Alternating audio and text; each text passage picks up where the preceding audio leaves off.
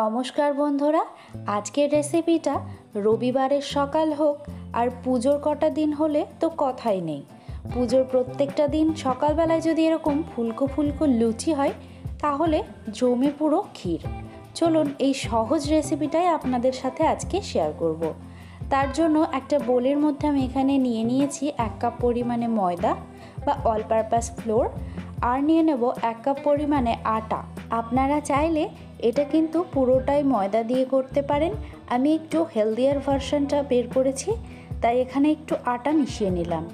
এবারে ওর মধ্যে দিয়ে দেব 1/2 চা চামচ পরিমাণে নুন আর 1 চা চামচ পরিমাণে গুঁড়ো চিনি, আর দিয়ে দেব 2 টেবিল চামচ পরিমাণে সাদা তেল।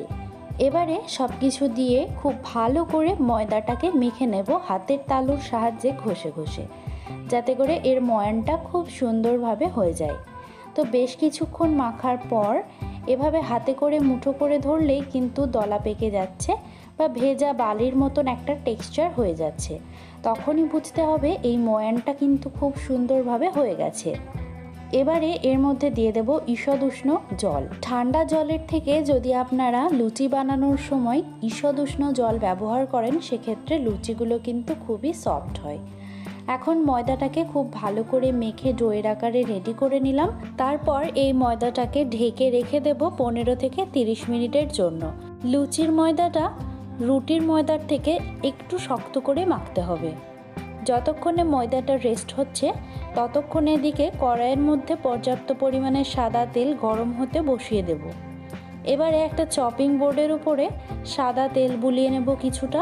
তারপর মেখে রাখা ময়দাটাকে আরও 1 মিনিটের জন্য একটু ঠেসে ঠেসে মেখে নেব। তারপর এই ডো থেকে লেচি কেটে নিয়ে একটা ব্যালনের সাহায্যে লুচির আকারে বেলে নেব। ট্রাই কালার বরফি রেসিপিতে সুস্মিতা ভয়েস অফ ভাইবস থেকে দিদিভাই কমেন্ট করেছেন, ট্রাই কালার সুইট রেসিপিটি দুর্দান্ত লাগলো, খুবই সুন্দর, থ্যাংক ইউ সো মাচ, এইভাবেই পাশে থাকবেন।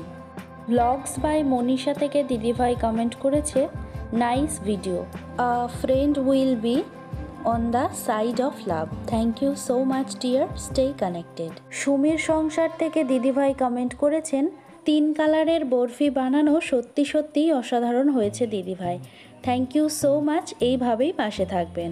কলার বড়া রেসিপিতে বন্দনার রান্নাঘর থেকে বন্দনা কমেন্ট করেছে, tasty recipe, thank you so much dear, এইভাবেই পাশে থেকো। এবারে লুচিটা গরম তেলের মধ্যে ছেড়ে দেব, আর একটা হাতার সাহায্যে মাঝখানটা একটু চেপে চেপে দেব, তাতে করে লুচিটা খুব সুন্দরভাবে ফুলে উঠবে। আর একটু একটু করে তেলও লুচির উপরে ছড়িয়ে দেব। তো দেখতেই পারছেন লুচিটা কত সুন্দরভাবে ফুলে উঠেছে। রেডি হয়ে গেল আজকের রেসিপি। কেমন লাগলো অবশ্যই কিন্তু কমেন্ট করে জানাতে ভুলবেন না। আর এরকম আরও নতুনত্ব রেসিপি পেতে আমার চ্যানেলটিকে সাবস্ক্রাইব করে রাখতে পারেন। বাই।